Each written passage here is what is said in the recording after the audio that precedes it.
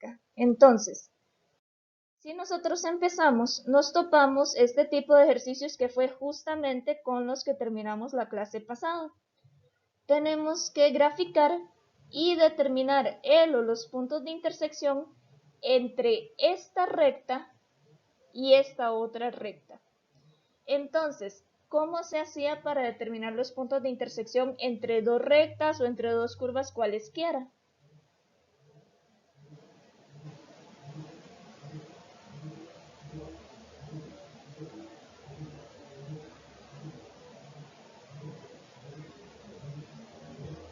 ¿Qué era lo que hacíamos? Se igualan exactamente. El único detalle es que así como están, yo no las puedo igualar. Me están causando un problema. Porque normalmente yo tengo un f de x y el criterio y un g de x y el criterio, entonces yo las podía igualar. Pero aquí yo no tengo acomodado de esa forma. Entonces, chicos, normalmente cuando tenemos que trabajar rectas, ¿cuál es el primer paso que debemos de hacer? Despejar la Y. Despejar la Y. Yo no puedo igualar los criterios si no tengo la Y despejada. Entonces, mi primer paso sería despejar la Y. Y vean que ahora sí tiene lógica poder igualar. ¿Por qué? Porque yo aquí tengo Y igual y Y igual. Entonces puedo igualar esos dos valores Y para determinar la X. Entonces, ahora sí podemos proseguir como decía el compañero, donde yo puedo igualar la primer Y con la segunda Y. Ok, ¿y cómo creen que podemos resolver eso?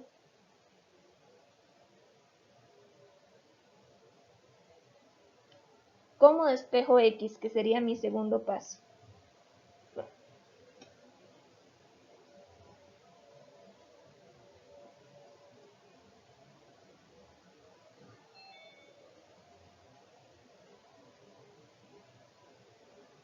¿Qué podemos hacer para despejar X, chicos? Vamos a ver. X a un lado y números al otro. Exactamente, nada más que ¿qué hago con el 8 y con el menos 5?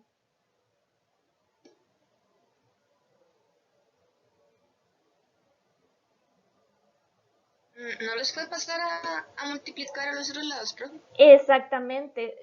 Vean que es una ecuación lineal, porque yo solamente tengo variable en el numerador. Entonces es justamente lo que decía el compañero. Yo necesito X de un lado y números del otro, pero el 8 y el menos 5 estorbaban. Entonces, como dice la compañera, este 8 está dividiendo, yo lo puedo pasar a multiplicar, y este menos 5 está dividiendo, lo puedo pasar a multiplicar. Entonces nos queda menos 5 por 7 menos 2x igual a 8 por 4 menos 3x. Ahí pues podemos distribuir y vamos a llegar a la igualdad. Voy a brincarme varios pasos, ¿verdad? Distribuyendo, acomodando x de un lado, x del otro. Y vamos a llegar que 67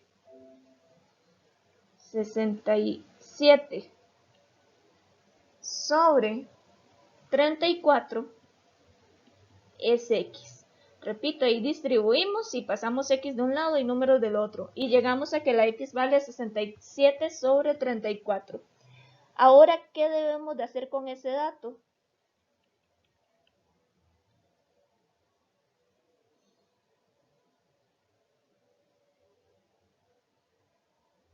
Ponerlo en las fórmulas originales, ¿no?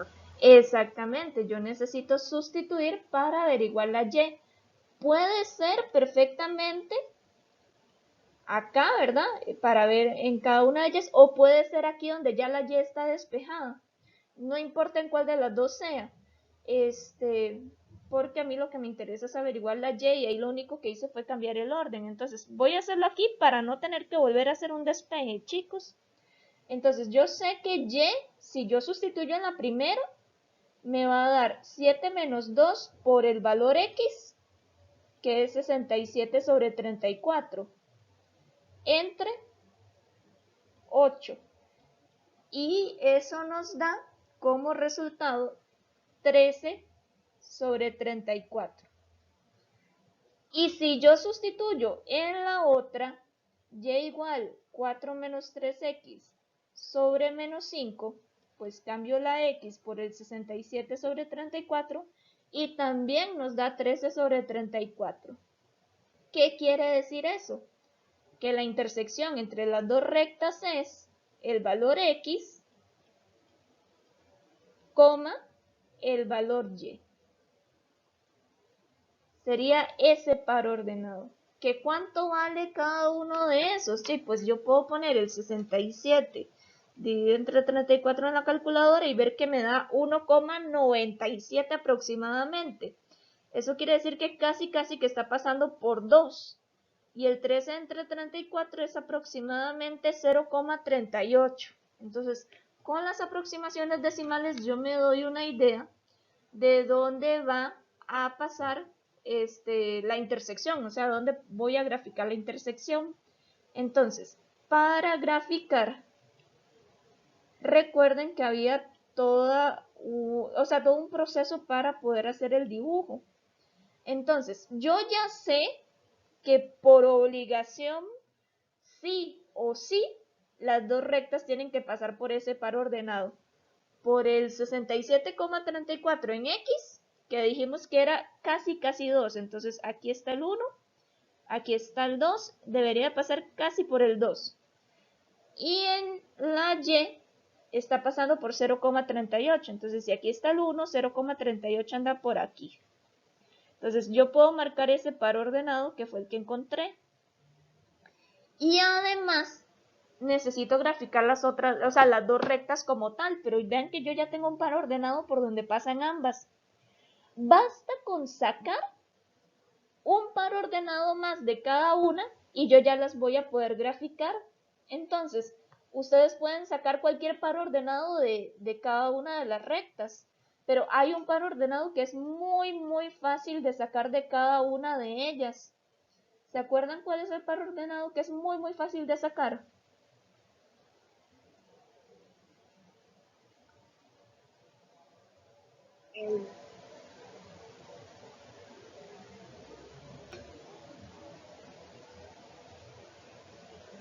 La intersección con Y. La intersección con Y, porque si yo quiero la intersección con Y, la x vale 0. Entonces, para esta primera recta, si hago la x valer 0, pues me va a quedar que pasa por 0,7 octavos. Y en la segunda recta, si hago la x valer 0, me va a quedar que pasa por 0, menos 4 quintos. Entonces, con eso, yo puedo marcar el par ordenado para esta. 7 octavos es casi 1. Eso quiere decir que pasa como por aquí. Y yo ya puedo entonces dibujar esa primer recta que andaría pasando por este par ordenado y por ese puntito. Algo así. Y la otra recta me estaba diciendo que la intersección con Y es en menos 4 quintos. Menos 4 quintos anda cerquita de menos 1. Nada más que es un poquitito más arriba, entonces sería como por acá. Y yo ya sé que pasa por ese punto celeste y que pasa por el punto de intersección entre las dos. Entonces yo también ya la puedo dibujar. Bueno, ahí me corrió un poquitito, ¿verdad? Pero ahí estarían nuestras gráficas que se intersecan en este par ordenado que fue el que nosotros averiguamos. Entonces, son este tipo de problemas los que uno tiene que aprender a manejar. Vean que es lo mismo que ya hicimos de intersección entre dos gráficas, pero nos lo están acomodando distinto. Con problemas en donde tenemos lenguaje coloquial y tenemos que traducir al lenguaje matemático, en donde vamos a hacer aplicaciones justamente de la materia que vimos toda la semana pasada. Entonces, yo escogí algunos ejercicios. Vamos a enfocarnos en esos. En el folleto que ahorita se los tengo que pasar, vienen otros ejercicios. La idea es que ustedes puedan trabajar en algunos de ellos. En mediación, supongo que pronto nos van a subir más ejercicios, entonces por ahí es importante retomarlos. Entonces vamos a ver este primero. Nos dicen, un auto comprado hoy en $8,000 disminuye su valor linealmente a lo largo del tiempo transcurrido a partir de su compra. Si al cabo de 3 años de uso su precio será de $5,750, halle la fórmula que expresa el precio P del auto en función del tiempo. Ahí nos están pidiendo una primera información, que es cuál sería esa función. Y luego, en cuánto podrá venderlo luego de 5 años de uso. Esto es muy importante. O sea, si ustedes ven, pues obviamente tal vez los datos no son tan bonitos, pero en la realidad es así. Si una persona compra un carro, ya por sacarlo de la agencia, ya empieza a perder su valor, ¿verdad? Entonces, es importante poder hacer estos cálculos para saber, por ejemplo, dependiendo del tipo de carro, el desgaste que va a tener y o sea, cómo va a ir disminuyendo su precio con respecto a los años. Entonces, ¿qué se les ocurre hacer a ustedes? ¿Qué piensan que podríamos hacer?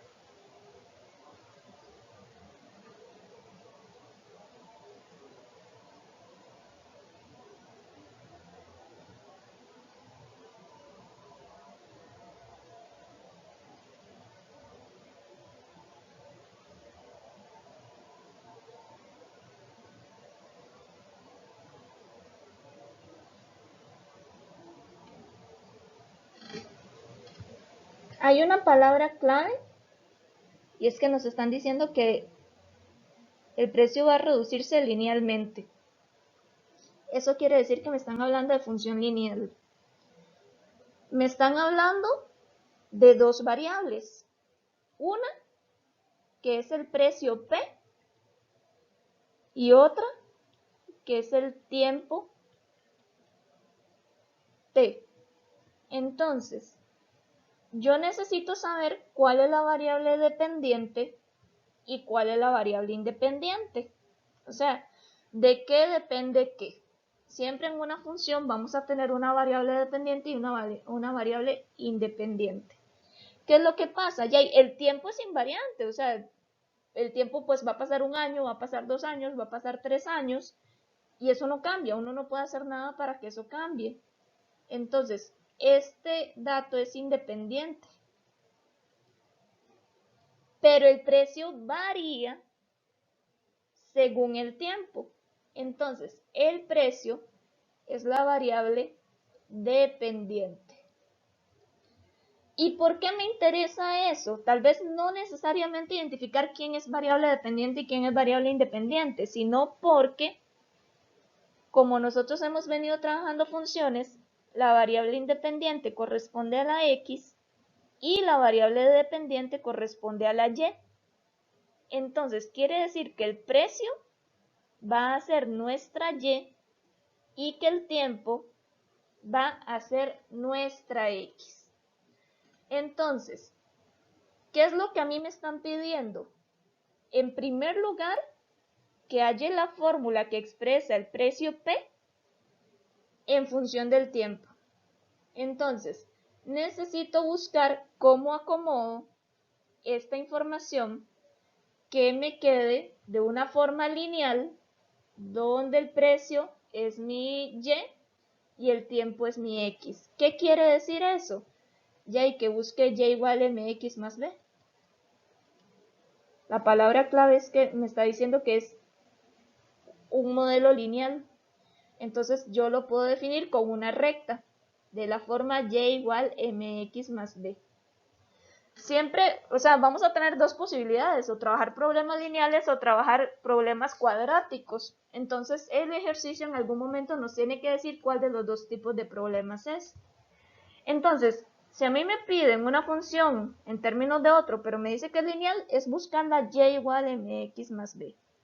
Entonces, ¿cómo creen que podemos averiguar la M? ¿Cómo se hacía para averiguar M?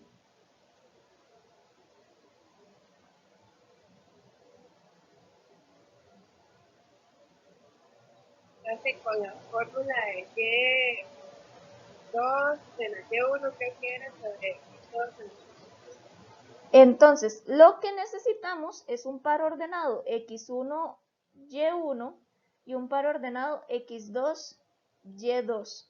¿De dónde creen que saquemos esos dos pares ordenados?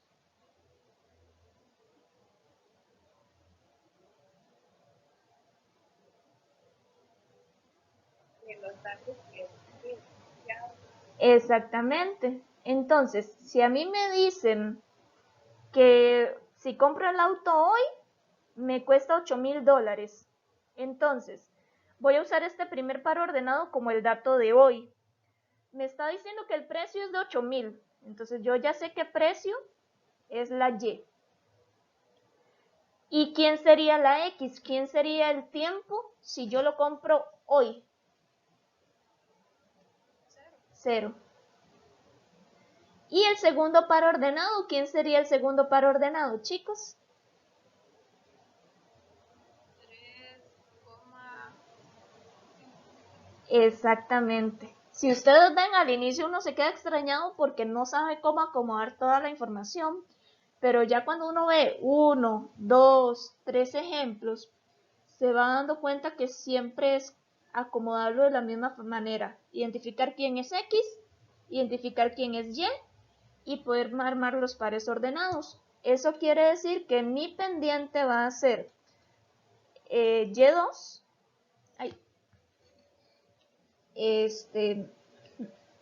Y2 que sería 5,750 menos Y1 que sería 8,000 dividido por X2 que es 3 menos 0.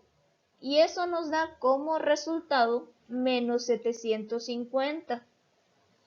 Tiene lógica que la pendiente sea negativa porque a mí me dice que disminuye el valor. Entonces va a ir bajando a como pasa el tiempo. Si me dijera que aumenta su valor, más bien la pendiente me tendría que dar positiva. Entonces vean que uno se va dando cuenta si va haciendo los cálculos bien. Si me dice que algo disminuye su valor, la pendiente debe ser negativa para que vaya bajando. Ok, ya tengo la M. Ahora, me hace falta solamente la B. ¿Quién es B? Hay que sustituir con alguno de esos pares ordenados. Si quieres, esa es una forma de averiguarla. ¿Alguien la ve inmediata?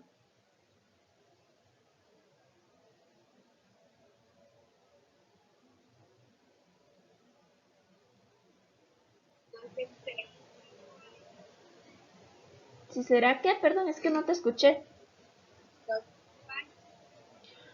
pares. No, es que todavía esa otra pregunta no la hemos tocado. Apenas estamos con la primera de halla la fórmula para la función del precio en la función del tiempo.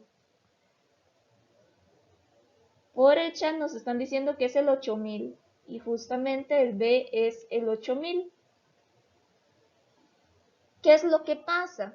Que yo lo puedo averiguar como dijo la compañera, no hay ningún problema, porque si yo tengo Y igual la M, que yo ya sé que es 750, X más B, yo puedo cambiar la Y la X por alguno de los dos pares ordenados que tengo y despejar la B.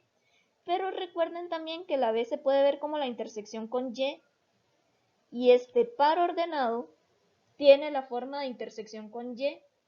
Entonces, de cualquiera de las dos formas, nos va a salir que la B vale 8,000. Entonces, si ustedes quieren evaluar la X, la Y y despejar la B, no tengo ningún problema. Pero bueno, aquí ya lo veo inmediato.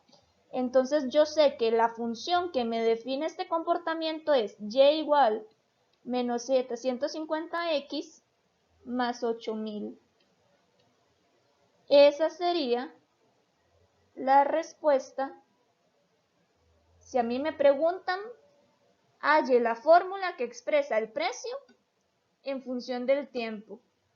Tengo que el precio Y es menos 750 por el tiempo más 8,000. Ahora La segunda pregunta que nos hacían es ¿en cuánto podrá venderlo luego de 5 años de uso?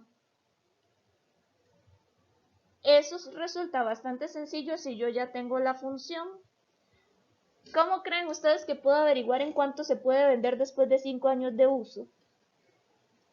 Sustituye la X por 5. Sustituimos la X por 5, exactamente. ¿Por qué? Porque yo sé que el tiempo es la X y me está diciendo que el tiempo es de 5 años, entonces solamente cambio esta X por 5. Entonces nos va a quedar que ese precio de venta va a ser menos 150 por la cantidad de tiempo que sería 5 más 8000.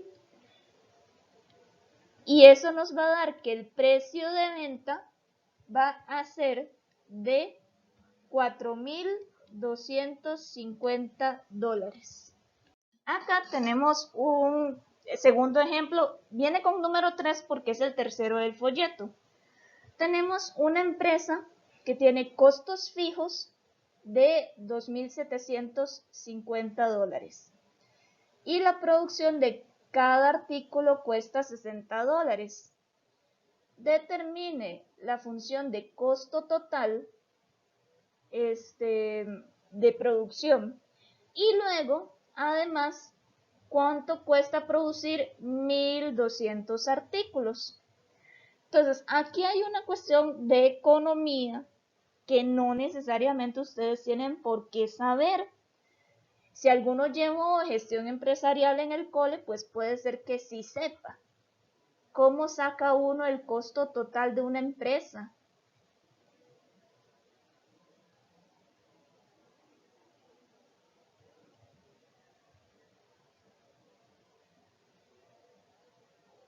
Por- Son los costos fijos más lo que se produzca. Bueno, el valor de lo que cueste, la cantidad de del inventario. Claro. Exactamente, costos fijos más costos variables. ¿Ustedes llevan alguna materia de economía, chicos?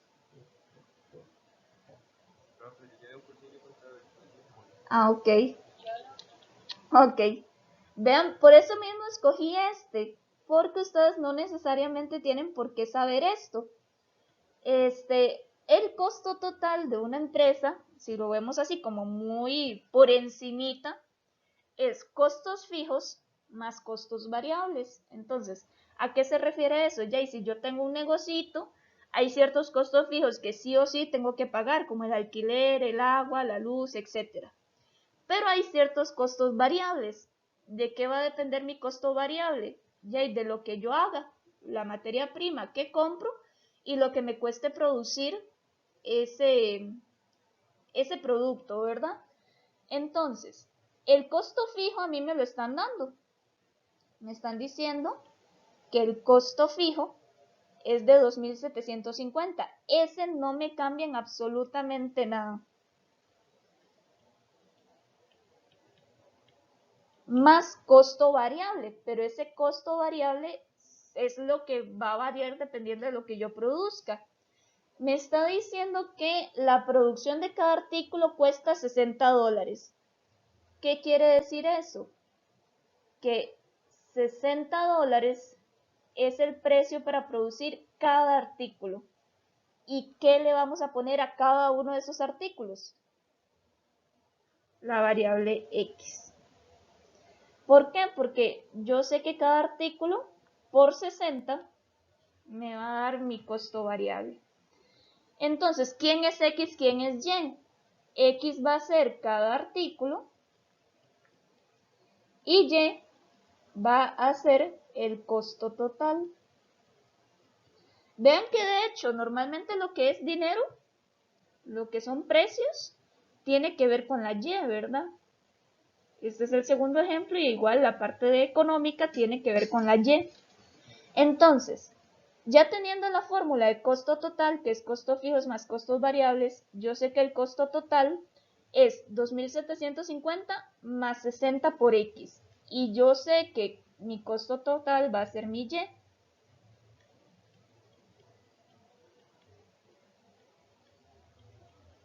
Aquí, chicos, ya tenemos nuestra fórmula.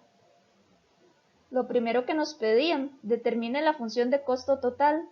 La función de costo total es costo fijo más costo variable. Y yo ya sé que el costo fijo es 2750 y que el costo variable es 60 por X. Entonces, y pues nada más pongo quién es Y y quién es X y ya voy a tener mi función de costo total. Eso sería la primera parte. Y la segunda parte es cuánto cuesta producir 1200 artículos. ¿Cómo creen que hacemos eso? la X. Se sustituye la X por 1200 porque me están diciendo que son 1200 artículos y los artículos serán X. Entonces, Y va a ser igual a mis costos fijos más 60 por la cantidad de artículos que yo produzco, que sería 1200. Eso quiere decir que mis costos totales van a ser de 2750 más 60 por 1200, que 60 por 1200, vamos a ver, nos da 72,000 y por lo tanto mis costos totales van a ser de 74,750 dólares. Este tipo de problema a mí me encanta porque me recuerda a examen de admisión. A mí me dicen, divida el número 120 en dos partes. Acá queda un poco ambiguo el ejercicio, yo lo estuve pensando y cuando dice esto es que tengo dos valores sumándose. Eso es a lo que me dice divida 120, es que la palabra divida suena como hacer una división, pero no, lo que me está diciendo es que tengo dos números sumados que me dan 120. Y me están pidiendo que el producto de ellas sea el mayor posible. Entonces, este tipo de ejercicio cambió con respecto al anterior porque en ningún lado me dice que sea una función lineal, en ningún lado me dan valores que parezcan pares ordenados. Y hay una palabra clave, que sea la mayor o que sea la menor. Cada vez que nosotros veamos este tipo de palabras, yo tengo que pensar en un tipo de función que tenga un punto más alto o un punto más bajo. Y eso me lo dan las parábolas. Entonces, en el momento en que yo vea la palabra mayor o menor, lo que me están diciendo es que busque parábolas y que busque la coordenada del vértice. Que si ustedes se acuerdan, nosotros ya habíamos visto que el vértice era de la forma menos b sobre 2a, menos discriminante sobre 4a. Entonces, lo que nos están pidiendo el ejercicio es, vea de dónde saca usted una ecuación cuadrática porque tiene que buscar ese vértice. ¿Ok? Entonces, normalmente cuando yo tengo la palabra mayor, menor, me van a dar dos cosas. Me van a dar una ecuación auxiliar y me van a dar una función a optimizar o una función para hallar el máximo o el mínimo.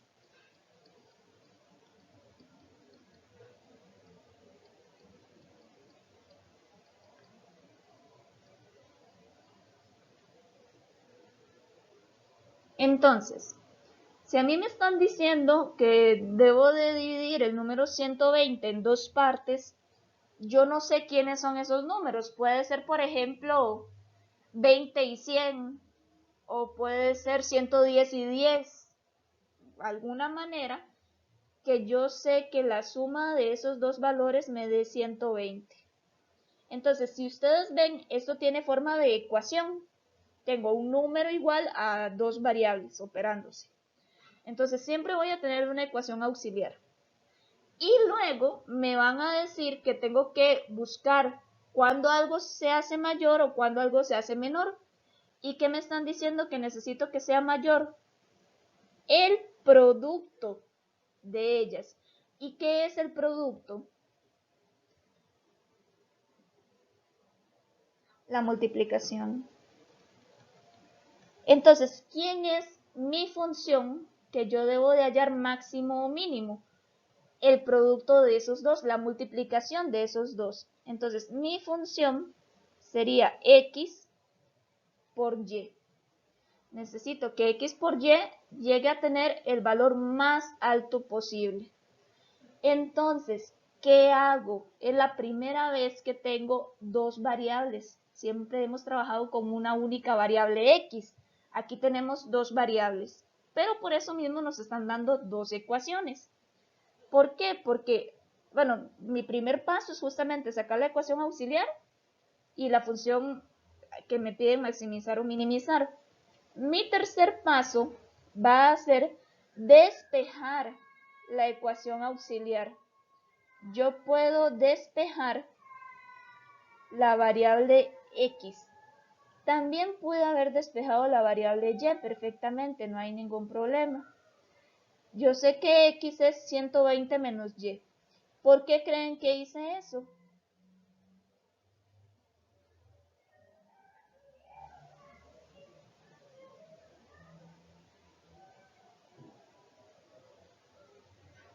¿Alguna idea de qué podemos hacer con esta x que acabamos de despejar?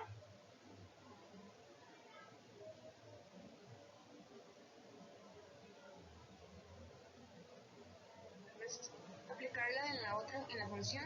Exactamente, ese va a ser mi cuarto paso. La voy a sustituir en la otra, exactamente. Entonces, eso quiere decir que esto me va a quedar como 120 menos y por y. O también pude haber despejado la y sustituir aquí la y. Da igual, es lo mismo. O sea, no importa cuál de las dos despejen. Entonces, eso quiere decir que a mí me están pidiendo que optimice 120 menos y por y. Y si ustedes ven, ya esto es una expresión cuadrática. Si yo distribuyo esa y, me queda 120y menos y a la 2.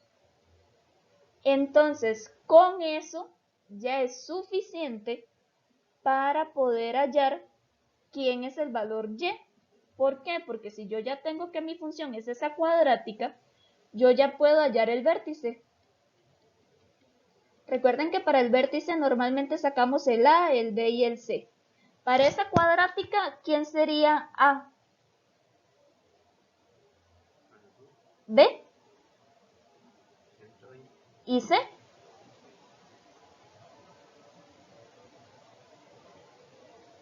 Cero. Entonces, yo sé que esto me va a quedar como el menos B sobre 2A sería menos 120 sobre 2 por menos 1 y eso nos da 60. Normalmente este va a ser mi variable. 60 fijo tiene que ser y. Este segundo valor, o también si hubiese despejado la x, sería la x, es la variable de la cuadrática como tal. Este segundo valor es justamente el producto, es la solución de la función. Entonces, este es el resultado de hacer el producto de x por y. Si yo saco menos discriminante sobre 4a, me está dando 3600. Pero este dato a mí no me lo preguntan. Si a mí me preguntaran cuál es el producto de las variables sería 3600. Siempre el menos discriminante sobre 4a es el resultado de la función. Este dato de aquí siempre es el valor f, el valor que a mí me estaban pidiendo que maximizara o minimizara. ¿Qué es lo que pasa? Que yo lo único que tengo es el valor y. Y a mí lo que me pedían era divide el número 120 en dos partes, de modo que el producto sea mayor. Yo ya sé que una de las partes va a ser 60. Y si una de las partes es 60, ¿cuánto tiene que valer la otra parte? 60. ¿Por qué?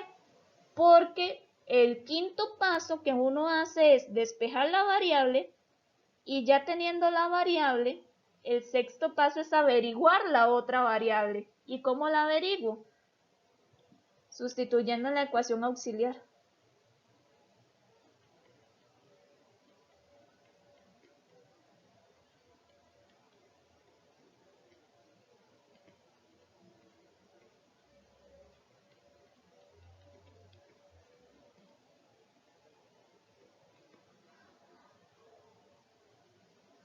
Y tengo como ecuación auxiliar que 120 es x más y.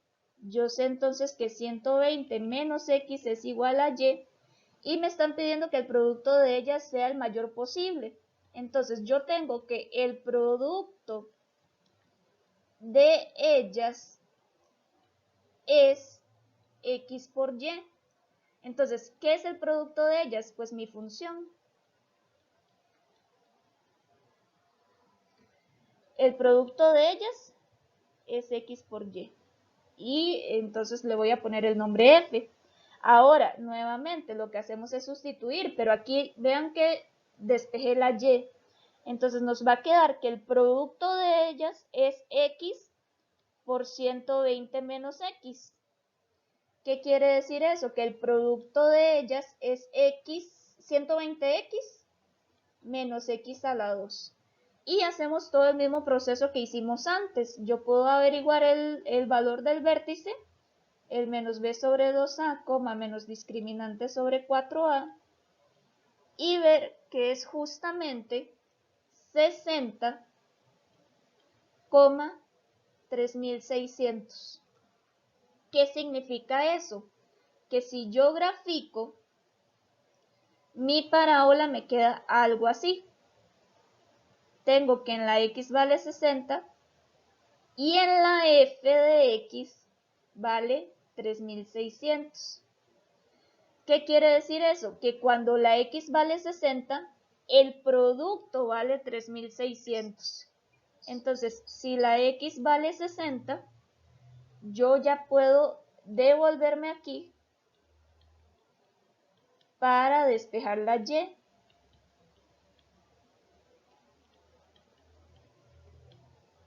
Y llegamos a la misma respuesta. En el caso anterior también habíamos averiguado primero que la y valía 60 y luego despejamos para ver que la x también valía 60. En este otro proceso, más bien, primero despejamos la x y vimos que valía 60 y luego con esa x averiguamos la y, que también vale 60.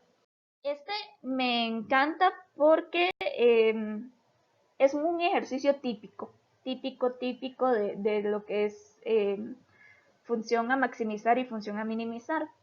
Acá tenemos que una persona tiene un terreno y desea con 100 metros de malla cercar un terreno en forma rectangular para criar gallinas.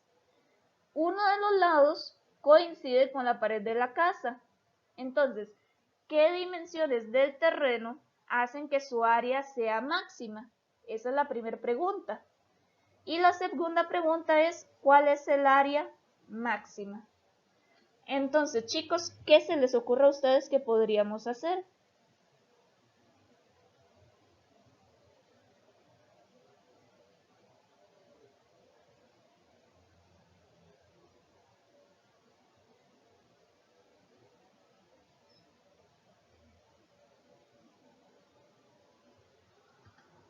Yo no sé ustedes, pero yo empezaría con un dibujo para poder ver de qué me están hablando. No sé si piensan igual a mí.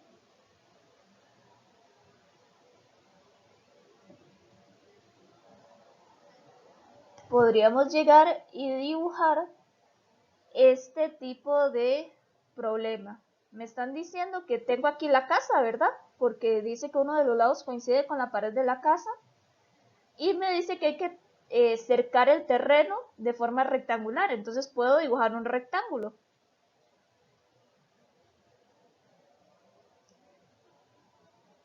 Digamos que eso es un rectángulo. Pero nuevamente, como me están hablando de máximos o mínimos, yo sé que voy a tener una ecuación auxiliar que va a ser una igualdad y voy a tener una función.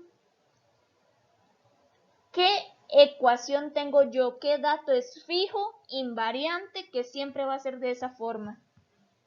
¿Qué igualdad me están dando?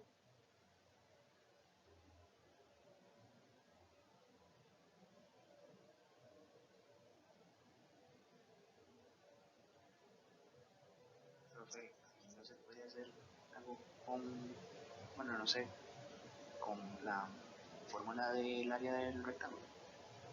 Sí, nada más que eso sería la función. Por ahí en el chat te están diciendo que me están hablando de los 100 metros. Vean que lo primero que les dije es que busquemos un dato fijo. Y el dato fijo es que hay 100 metros de malla, no hay más, no hay menos. La idea es usar justamente esos 100 metros de malla. Entonces, ¿qué fórmula se relaciona con esos 100 metros de malla?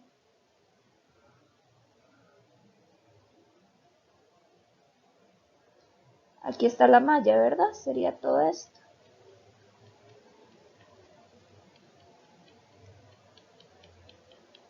¿Qué fórmula o qué puedo hacer yo para poder decir que esos 100 es igual a algo en variables?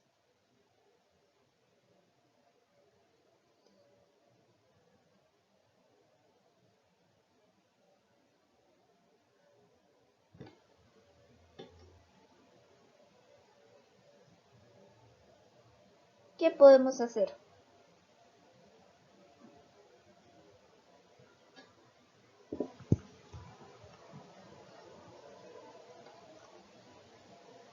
Esa malla es solamente la orilla.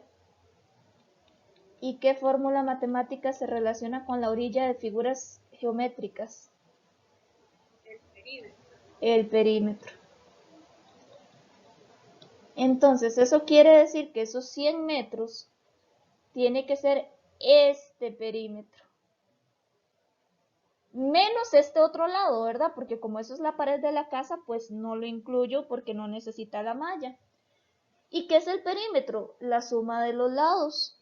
Entonces, yo sé que este lado es igual a este otro lado, pero este de acá no necesariamente. Entonces, ¿qué hago? Pues a este le pongo X, y a este le pongo X, y a este le pongo Y. O a este le pongo Y, y a este le pongo Y, y a este le pongo X. Da igual, no hay ningún problema.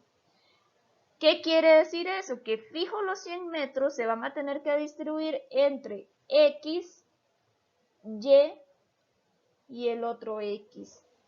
O sea, los 100 metros tiene que ser distribuido entre 2X más Y. No sé si hay preguntas hasta ahí, chicos.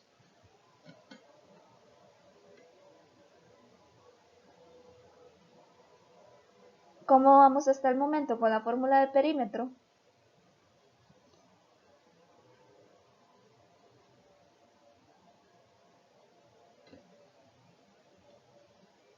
¿Ok? Y ahora, como el compañero decía, a mí me están pidiendo que haga máxima, ¿qué? Pues el área. Entonces, ¿qué es la función que yo tengo que maximizar? Pues la función área. El área del rectángulo es X por Y, largo por ancho. Entonces ya tengo todos los datos, ya tengo mi ecuación auxiliar, ya tengo mi función. ¿Cuál es el tercer paso?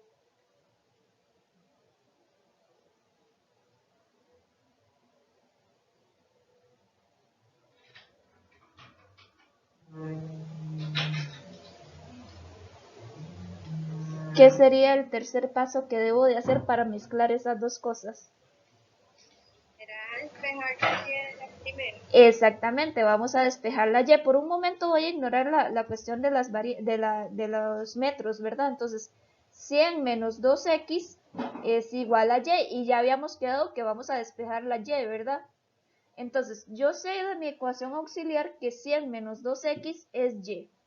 Y eso se hace para poder sustituir acá. Entonces, yo sé que la fórmula de área va a ser x por ese valor y. Y ya me quedó una cuadrática. Tengo que el área es 100x menos 2x a la 2. Nuevamente. Entonces, ya con esta cuadrática, yo ya puedo sacar el vértice. Yo puedo sacar el A, puedo sacar el B, puedo sacar el C. El A vale menos 2, el B vale 100 y el C vale 0. Entonces nos va a dar como resultado el vértice, vamos a ver, ¿qué nos queda? 25, coma, y me parece que es 1250. Ahí podemos revisar los cálculos, ¿verdad? Este es menos b sobre 2 por a, que sería menos 100 sobre menos 4, que sería 25. Y esto es menos discriminante sobre 4a. Y el discriminante es b a la 2 menos 4ac. Si yo sustituyo todo eso, el b a la 2 sería 1000, 10.000 dividido entre 8, 1250. Entonces, estos datos, ¿qué me quieren decir? Este 25 es mi variable x. Y este 1250, ¿quién es?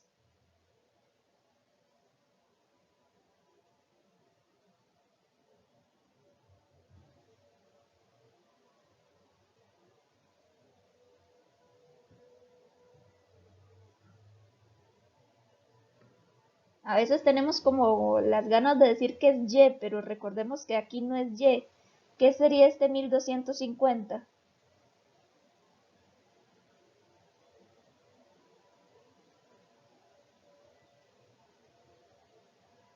En el ejercicio pasado habíamos dicho que era la solución de la función. Ajá, y en este caso, exactamente, es la solución de la función, y en este caso nuestra función es el área. Siempre va a ser este valor del menos discriminante sobre 4a el resultado de la función, y la función en este caso es el área. Entonces, el área máxima es de 1250. Ahora, en la primera pregunta, el ejercicio nos decía, ¿qué dimensiones del terreno hacen que el área sea máxima? Para que el área sea máxima, la X tiene que valer 25 metros. Pero ¿cuánto tiene que valer la Y? Ese dato no lo hemos sacado. ¿Cómo averiguo cuánto tiene que valer la Y?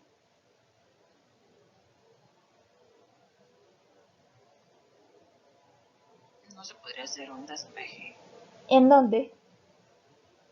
en la función. Recuerda que ese último paso es un despeje, pero en la ecuación auxiliar. En este cuadrito que yo despejé en el paso 3. Yo siempre voy a poder averiguar la otra variable de esa ecuación auxiliar. Yo tengo que la y vale 100 menos 2 por la x, que vale 25. O sea, la y tiene que valer 50. 50 metros. Entonces, ¿cuáles son las dimensiones del terreno para que sea máximo? La x tiene que valer 25 y la y tiene que valer 50. Y la otra pregunta es, ¿cuál es el área máxima? Ya sabemos cuál es el área máxima. 1250 metros cuadrados, porque ya lo hayamos averiguado en el vértice. O también podemos calcularlo. Si yo sé que la x vale 25 y la y vale 50, puedo hacer la multiplicación y ver que me da 1250. Entonces hay como dos maneras para averiguarlo. O directamente del vértice o haciendo la operación, el x por el y. ¿Qué tenemos que hacer? ¿Qué hacían ustedes en el cole con este tipo de ejercicios?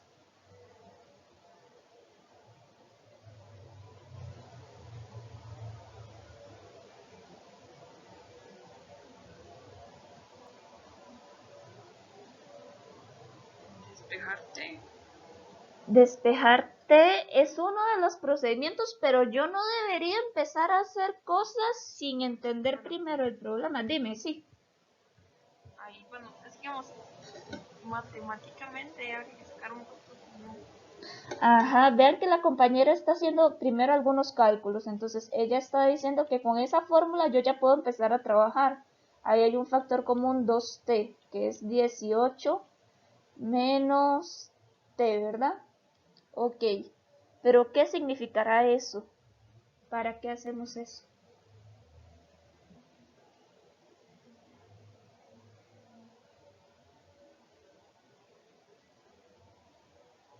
En los problemas es muy importante que ustedes primero lean y entiendan bien el problema antes de empezar a hacer cálculos. En primer lugar, es muy importante entender lo que a mí me están pidiendo. Me están diciendo que la altura en metros de una pelota lanzada verticalmente 3 segundos después del lanzamiento está por esa función. Y me empiezan a preguntar varias cosas. Lo primero que a mí me preguntan es cuánto se demora la pelota en alcanzar la altura máxima. Aquí me están hablando de vértice. Siempre que me hablan de máximos mínimos, me hablan de vértice. Luego, ¿cuál es la máxima altura que alcanza la pelota? Nuevamente me están hablando de máxima, entonces me están hablando de vértice. El detalle está en que uno es el menos b sobre 2a y el otro es el menos discriminante sobre 4a. Y luego, ¿cuánto se demora la pelota en llegar nuevamente al suelo? Ok, entonces, hay ciertas cosas que yo puedo hacer sin necesidad de hacer el dibujo, pero mi recomendación es, siempre que ustedes puedan modelar un dibujo, háganlo. De hecho, en física, normalmente a uno le piden que haga como un dibujito. Y yo estoy aquí y yo tiro una pelota y esa pelota por la gravedad en algún momento tiene que volver a bajar. Lo que a mí me está diciendo, la función que a mí me están dando, es que si la pelota está en este punto, tiene una altura de 36t menos 2t a la 2. El detalle está en que aquí yo tengo la altura y aquí tengo el tiempo en segundos. Entonces, si aquí el tiempo vale, por ejemplo, un segundo, va a tener cierta altura, que sería 36 por un segundo menos 2 por un segundo a la 2. Y así voy a ir avanzando como va avanzando el tiempo, ¿verdad? ¿Qué es lo que pasa? Que esa pelota yo la tiré y en algún momento vuelve a caer al suelo. La primera pregunta que a mí me hacen es ¿cuánto tiempo se demora la pelota en alcanzar la altura máxima? Entonces, si ustedes ven, este puntito sería el vértice. Y aquí se obtiene la altura máxima. Pongámosle ahí en rojo, esta sería la altura máxima en un tiempo t fijo. Entonces basta con averiguar las coordenadas del vértice. De la original yo puedo sacar el A, el B y el C. ¿Cuánto vale el A?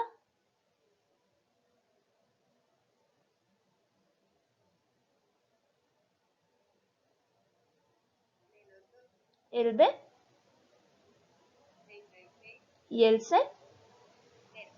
Entonces, yo sé que menos B sobre 2A, menos discriminante sobre 4A, me va a quedar. Menos B sería menos 36 sobre 2 por menos 2, menos.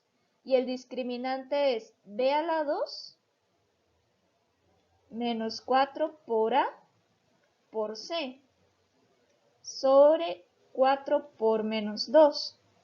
¿qué es lo que pasa? Pues eso nos da 36 sobre 4, que 36 sobre 4 tengo yo por acá, que nos da 9, ¿verdad? Y del otro lado me va a quedar menos 36 a la 2, menos 0, ¿verdad? Porque todo esto se hace 0, entre menos 8. Y eso nos da como resultado 162. ¿Qué significan esas variables?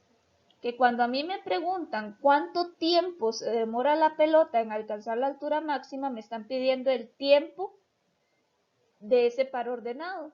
El tiempo sería 9 segundos.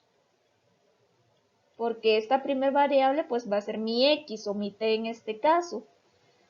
Y luego la segunda pregunta es ¿cuál es la máxima altura? Ya, yo sé que la máxima altura es este resultado de acá, porque este resultado es el resultado de la función, que la función era la función altura. Entonces, ¿cuál es la máxima altura? La máxima altura sería de 162 metros, ¿verdad? Que también lo pudimos haber averiguado. No necesariamente yo tenía que sacar el menos b sobre 4a. Perfectamente, si yo ya tenía que el t vale 9, pues puedo cambiarlo aquí y cambiarlo aquí y ver que me da 162. Entonces hay dos formas de averiguar ese valor de la función, el resultado de la función. Y luego la última pregunta es distinta. La última pregunta me dice ¿cuánto se demora la pelota en llegar nuevamente al suelo? ¿Quién se anima a decirme cuánto dura la pelota en llegar nuevamente al suelo?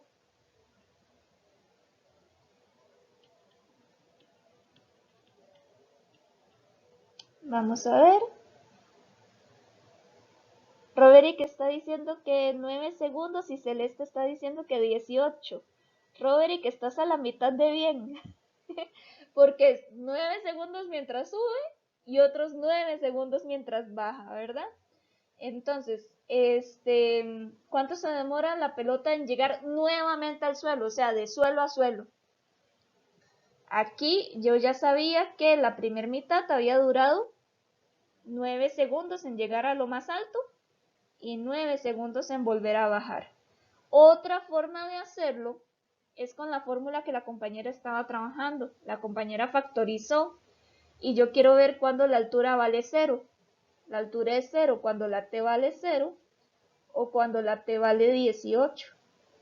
Entonces tenemos dos formas de ver que la pelota vuelve al suelo cuando el tiempo es de 18 segundos.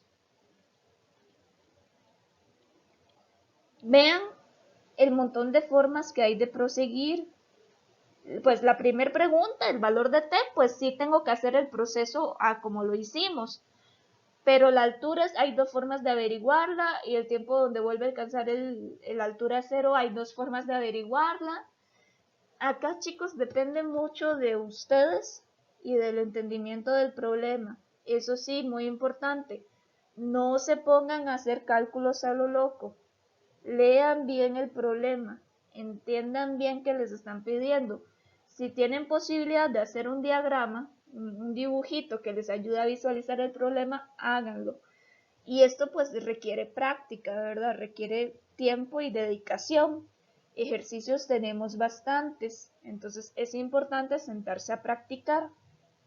Ahorita les voy a mandar el folleto. Lo que les piden es justamente poner a prueba nuestra comprensión lectora, las habilidades matemáticas, trabajar este tipo de problemas.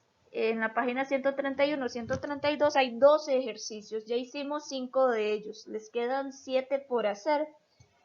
Es muy importante que sepan que estos problemas no traen la solución, entonces es muy importante que como ustedes hagan, me puedan ir preguntando y vamos revisando. Además, si ustedes vieron en la guía que yo les envié, al final vienen 6 enlaces de YouTube, que son de Khan Academy, de hecho. Y me gustó porque explican otros problemas de aplicación de función lineal y de función cuadrática. Entonces ahí tienen otros 6 ejemplos. Es importante sentarse a hacer, es importante sentarse a practicar, pero en sí es aplicar todo lo que se conoce de estos dos tipos de funciones.